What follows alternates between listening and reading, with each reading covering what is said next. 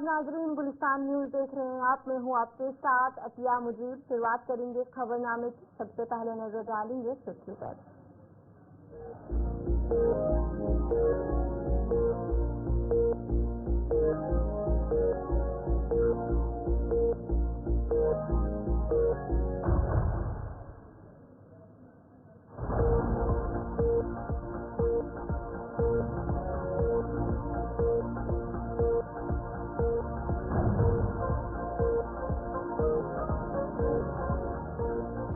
तो चलिए खबरें तफसील के साथ। जनूबी कश्मीर के शोपियां जिले के जनापुरा इलाके में एक लाश बरामद हुई। जराये के मुताबिक बताया जा रहा है कि कुछ राहगीरों ने लाश देखी और पुलिस को इत्तला दी। उन्होंने बताया कि इत्तला मिलते ही पुलिस की एक टीम मौके पर पहुंची और लाश को तिबी और कानूनी कार्रवाई के लिए करीबी अस्पताल मुंतकिल किया।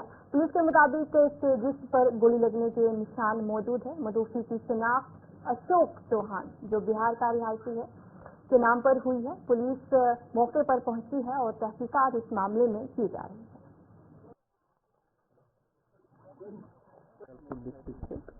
और जो इनका हादसा हुआ ये बाका डिस्ट्रिक्ट के पैसा गाँव से मक्की का काम करते थे। सुबह सुबह 7 बजे मक्की के लिए निकलते थे। 4-5 बंदे साथ खेत में मक्की पांचों ने तोड़े और वो मक्खी कम पड़ने के कारण जो है इनको फोन आया किसी मक्की वाले का कि मेरे पास मक्की है, आ जाओ देख लो, अगर पसंद आता है तो लेना। फिर इन्होंने अपना भाई से बोला, बड़े भाई से, कि मैं देख के आता हूँ या देखता हूँ, पसंद होगा तो तोड़ेंगे। फिर वो 8:30 बजे के आसपास की बात है। फिर वो आए मक्की देखने। इनको देर हो गया, भाई साहब ने ढूंढने लगा, मतलब फोन किया तो फोन नहीं रिसीव हो रहा है। और उसके बाद फिर ढूंढने लगा तो किसी लोकल ने बताया कि इधर किसी को बाहर वाले को मार दिया है। तो क्या कितनी गोलियां लगी थी इसको? गोलियां का वो अभी कंफर्म नहीं हुआ है। 3-4 निशान है, चक्कू है। कहाँ का निशान है? एक सर पे था और इधर है, एक गले में है, 2-3 इधर है, 2 एक गले में। डर लग रहा है? डर लगेगा। हमारे बंदे हैं और इनके साथ ऐसा हो गया। वो भी सुबह 7-8 बजे के आसपास, शाम को भी हुआ खतरा था। आज भी आए, मक्की काट रहे थे। मक्की काटते काटते किसी ने फोन किया कि आ जाओ, मैं मक्की दूंगा। अच्छा। फिर वो एक निकल कर, जो खत्म हुए ना, वो एक निकल कर आए इधर देखने के लिए कि कहाँ पे मक्की है। उनको आधे घंटे, लगभग 1 घंटे हो गया, वापस नहीं आए। तब हम लोगों ने उनको ढूंढने लगे, क्या हुआ। फिर उनको फोन किए, फोन तो लग रहा है लेकिन रिसीव नहीं हो रहा है। तो फिर ढूंढने लगे, ढूंढते इधर आए तो देख रहा हूँ वो मरा हुआ है। क्या होता उसको? चाकू लगा हुआ होगा, पता नहीं किससे मरा है। 3-4 जगह पे निशान है। ये कब गायब हुआ था? 8:30 बजे लगभग। इसका नाम क्या और कहाँ से आप आए हैं? हम लोग बिहार बाका डिस्ट्रिक्ट से संगम में रहते हैं, मक्की का काम करते हैं। आपके क्या लगते हैं? मामा लगते हैं। इसका क्या नाम है? अशोक कुमार चौहान। जिला शोपियान में फिर से एक बार गोली चली है। मैं आपको बता दूं, इस वक्त हम बिल्कुल मौजूद है मेलहोरा के अंदर और आज सुबह जो है पुलिस को एक डेड बॉडी जो है रिकवर हुई है और इसमें 3 राउंड जो है उस पर दागी गई है। और अगर बात की जाए इस इलाके के, तो इस इलाके में बिल्कुल डीआईजी साउथ कश्मीर और एसएसपी शोपियान, डीआईजी और सीआरपीएफ जो है बिल्कुल इस चीज को लेकर मॉनिटर कर रहे हैं कि क्या हमलावर यहीं पे हो सकते हैं। हर आने जाने वाले से उनका शिनाख्ती कार्ड चेक किया जा रहा है। मैं को बता दूं, जो शख्स यहाँ पे जाम बाक हुआ है, इसकी शिनाख्त अशोक जो है चौहान बतौर हुई है, जो कि बिहार का रहने वाला है। और इससे जो है 3 राउंड जो है गोलियां उसके सीने पे दागी गई है और इसकी डेड बॉडी जो है एक आर्चर्ड्स में जो है वो पाई गई है। फिलहाल मैं बता दूं कि बड़े पैमाने पे सर्च ऑपरेशन जो है वो लॉन्च किया गया है। हर आने जाने वाले से उनका शिनाख्ती कार्ड क्या किया, ये बताया जा रहा है कि कहीं ना कहीं जो हमलावर है वो यहीं पे छुपे हो सकते हैं। वज़ीर आला उमर अब्दुल्ला की सरबराही में जम्मू कश्मीर काबीना ने रियासत की बहाली की करारदाद मंजूर की है। जम्मू कश्मीर हुकूमत की पहली काबीनी मीटिंग में एक करारदाद मंजूर करके मरकजी हुकूमत से रियासत का दर्जा बहाल करने पर जोर दिया गया है। जराये के मुताबिक करारदाद का मसूदा तैयार कर लिया गया है और वज़ीर आला 1 या 2 दिन में नई दिल्ली जा सकते हैं ताकि करारदाद का मसूदा वजीर आजम नरेंद्र मोदी को पेश करके जम्मू कश्मीर का रियासती दर्जा बहाल करने का मुतालबा किया जाए। काबीना इजलास की सदारत वजीर आला उमर अब्दुल्ला ने की और इसमें नायब वजीर आला सुरेंद्र चौधरी और वज़रा सकीना जट्टू, जावेद अहमद राना, जावेद अहमद डार और सतीश शर्मा ने शिरकत की। कांग्रेस जैसे पीसीसी के सदर तारिक हमीद तरा ने बताया कि जब तक रियासत का दर्जा बहाल नहीं किया जाएगा तब तक पार्टी जम्मू कश्मीर काबीना में शामिल नहीं होगी। एनसी के सदर फारूक अब्दुल्ला ने इस एतमाद का इजहार किया कि मरकज की जानिब से जल्द ही जम्मू कश्मीर का रियासती दर्जा बहाल कर दिया जाएगा।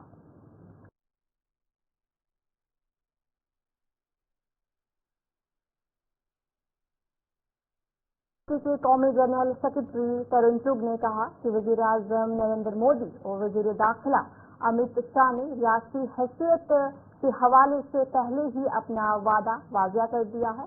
उन्होंने मजीद कहा कि वजीर आजम नरेंद्र मोदी ने अपने तमाम वादे पूरे किए हैं, जबकि उमर अब्दुल्ला सिर्फ सियासत करने के लिए बयानबाजी कर रहे हैं। नरेंद्र मोदी जी और देश के गृह मंत्री अमित शाह जी खुद देश के सदन में स्टेटहुड पर अपना वायदा स्पष्ट कर चुके हैं और जो मोदी जी ने कहा है वो पूरा किया है। चाहे परिसमन कराने की बात हो, शांति की बात हो, विकास की बात हो, विश्वास बहाली की बात हो, इलेक्शन करवाने की बात हो, सभी पूरी हुई है और स्टेटहुड भी पूरा होने वाला है। उमर साहब केवल राजनीतिक रोटियां सेकने के लिए बयानबाजी कर रहे हैं और बासी कड़ी में उबाल दे रहे हैं। प्रधानमंत्री श्री नरेंद्र मोदी जी और देश के गृह मंत्री अमित शाह जी खुद देश के सदन में स्टेटहुड पर अपना वायदा स्पष्ट कर चुके हैं और जो मोदी जी ने कहा है वो पूरा किया है। चाहे परिसमन कराने की बात हो, शांति की बात हो, विकास की बात हो, विश्वास बहाली की बात हो, इलेक्शन करवाने की बात हो, सभी पूरी हुई है और स्टेटहुड भी पूरा होने वाला है।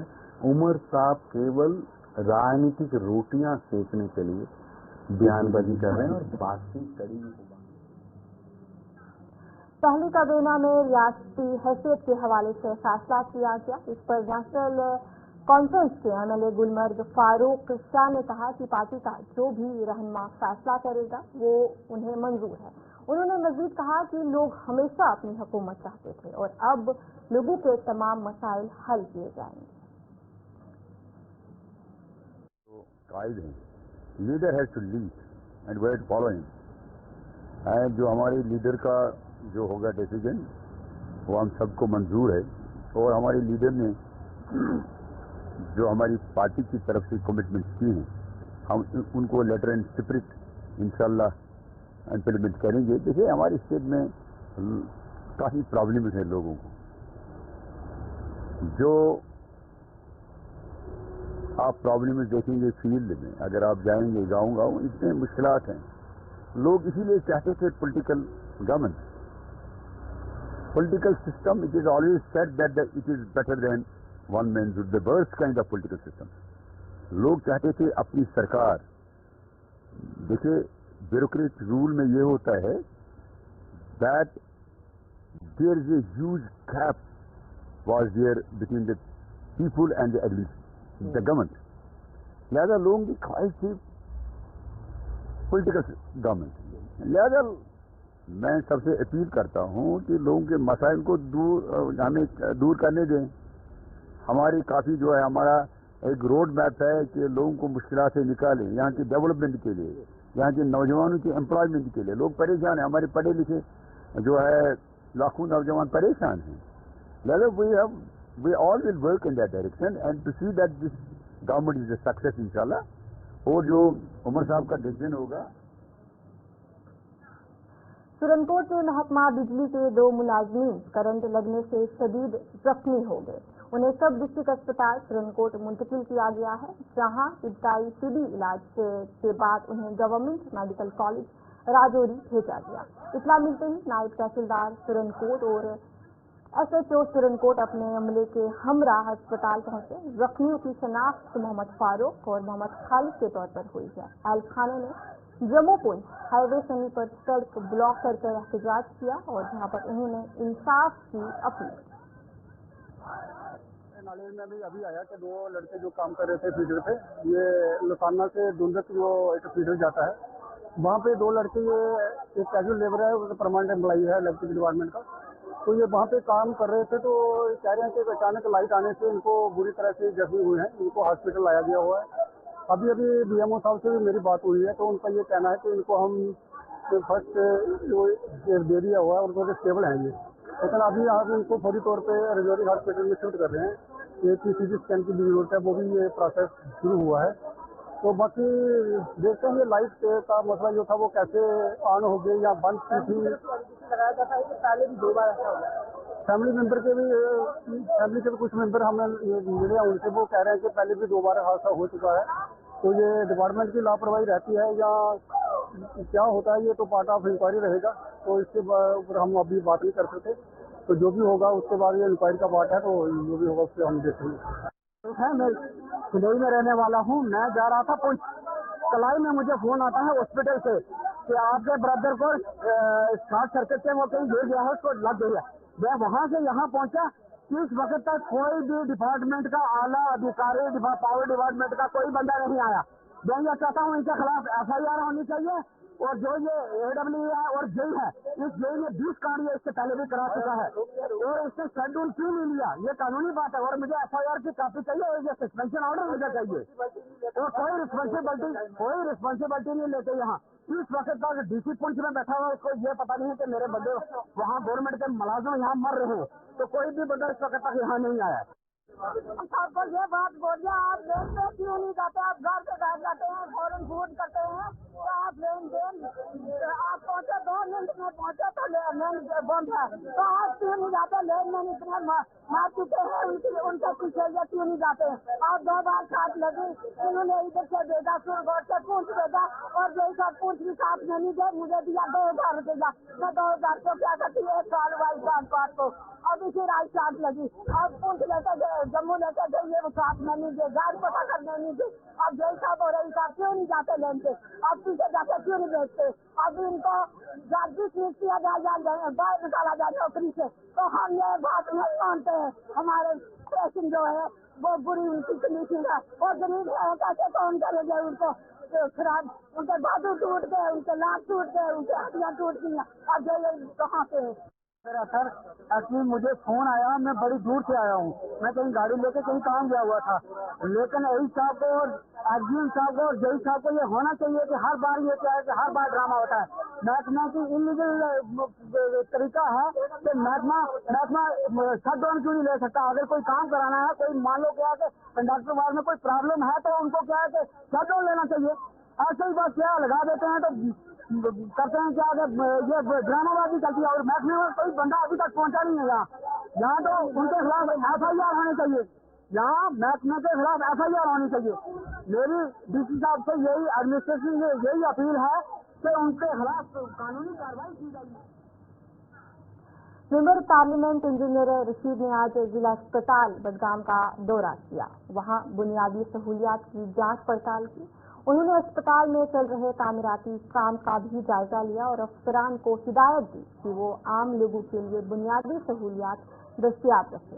इंजीनियर रशीद ने बात करते हुए कहा कि मुताल्लिका अस्पताल में तिब्बी अमले की किल्लत है, ताहम तमाम मालूमात के आला हुकाम की नोटिस में लाया जाएगा ताकि लोगों को राहत पहुंचे। दौरे का मकसद था थोड़ा राइट हैंड इन्फॉर्मेशन अपने जो यहाँ के प्रमुख साहब हैं, उनसे ले रहे हैं। तो अकोमोडेशन की बहुत ज्यादा कमी है, रश बहुत ज्यादा है, लेकिन नई बिल्डिंग बन रही है।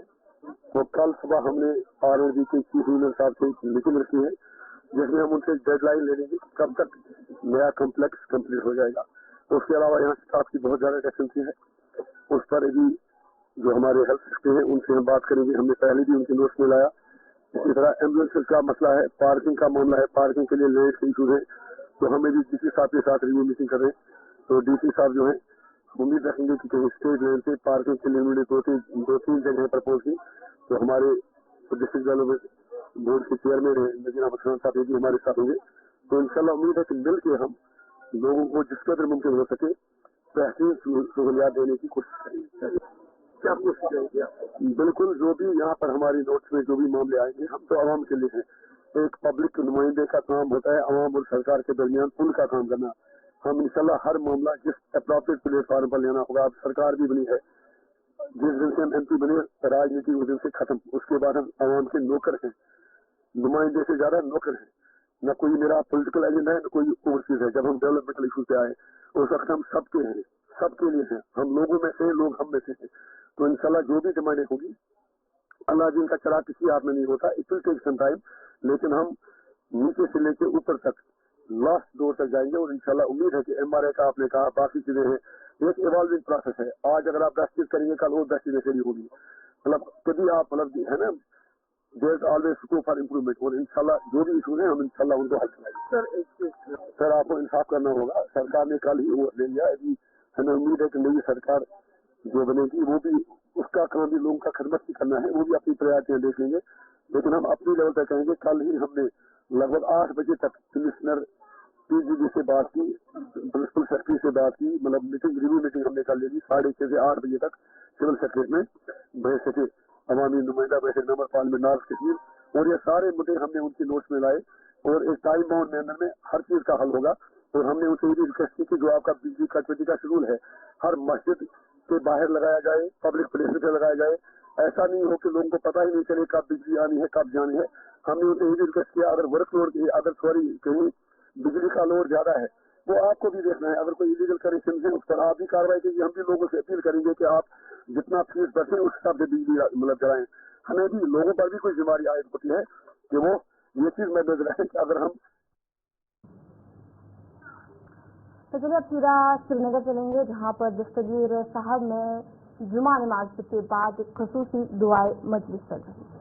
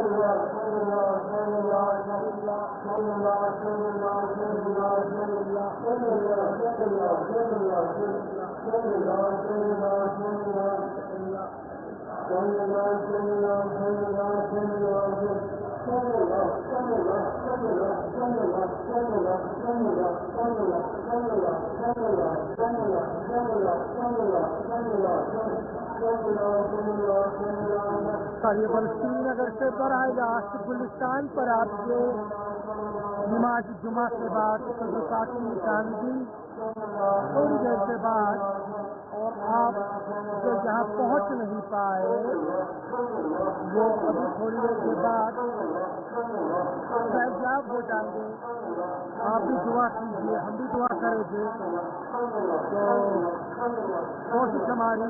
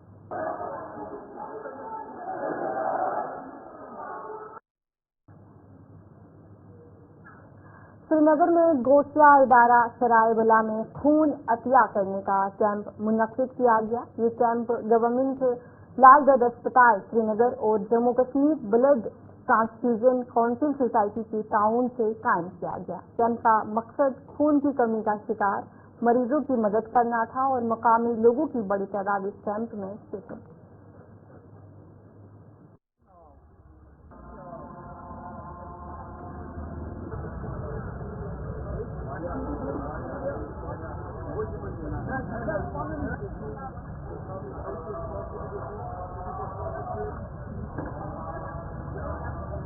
गौसिया इदारा की अगर हम बात करेंगे तो इस वक्त एक मेडिकल कैंप के साथ ब्लड कैंप चल रहा है और ब्लड कैंप के बारे में ही यहाँ पर हमारे साथ चौधरी मिराजुल साहब, आपका इस्तेकबाल बुझा साहब। आज ब्लड कैंप चल रहा है, थोड़ा सा बताएं तफसीलन कितने बजे तक चलेगा और इसका मेन मौजूद क्या है। शुक्रिया आप सबका, आप यहाँ पर तशरीफ ला रहे हैं वक्तन फवक्तन और अपने खिदमत इदारा का गोशा को नवाजते रहते हैं। इसके लिए मैं ज़ाती तौर जुम्ला इंतजामिया की तरफ से आपका शुक्रगुजार हूँ। आप देख रहे हैं कि आज जुम्मतुल विदा की जो तकरीब होने यहाँ पर जा रही है, इस मौके पे हमने यहाँ पर ब्लड डोनेशन कैंप का इनेकाद किया है अल्हम्दुलिल्लाह। तो ये सिलसिले में है कि अल्लाह ताला का हुक्म भी है कि अगर हमारी ये जान, हमारे हाथ, हमारा खून किसी को दरकार आए तो उसे अजब मिलेंगे तक होती है। तो अल्लाह ताला का करम है, हमने जो ऐलान किया यहाँ पे अभी तक राउंड अबाउट 40 पॉइंट यहाँ पर जमा हुए हैं। तो इंशाल्लाह उम्मीद है नमाज के बाद हमारा कैंप इंशाल्लाह 3:30-4 बजे तक जाएगा। उम्मीद है कि पिछले साल में जो 1.5 का क्रॉस किया था उसे भी ज़्यादा इंक्रीज करेगा। ये मैं इसलिए नहीं कर रहा हूँ कि हमें कोई नुमाइश चाहिए, हम कोई पब्लिसिटी करें या आप लोगों को गैर जरूरी तौर पर तकलीफ दें।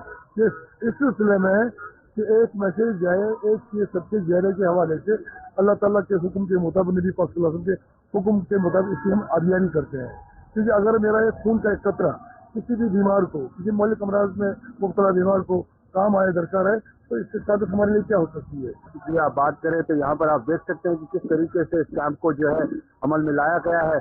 डिपार्टमेंट के इनसे खासतौर पर जो इनके मुलाजिम हैं वो अपने काम के फ़राइज़ अंजाम दे रहे हैं और यहाँ पर तकरीबन अभी तक कई सारे लोगों ने अपना जो रक्त है उसे दान किया है। खिदमत खलक के साथ साथ एक अच्छी इंसानियत का सबूत ये है कि अगर आप किसी की जान बचाने के लिए अपना खून का एक कतरा भी बहाते हैं तो इसका अजर सबसे बड़ा है। यहाँ पर आप देख सकते हैं कि लगातार जो है लोग आ रहे हैं और अपना दान जो है खास तौर पर रक्त दान कर रहे हैं। तो कह सकते हैं कि ओवरऑल कहीं ना कहीं कोशिश अच्छी है। फिलहाल इदारा गौसिया की बात करेंगे, पहले मेडिकल कैंप चला, अब ब्लड कैंप चल रहा है और सिलसिला इसी तरह से आगे भी जाएगा, खास तौर पर इनका मानना है। वीडियो जर्नलिस्ट मोहम्मद शफीक के साथ इरफान बादल। तो चलिए इस खबरनामे में इतना ही। अभी के लिए मुझे दीजिए इजाजत और आप बने रहिए गुलिस्तान न्यूज़ के साथ।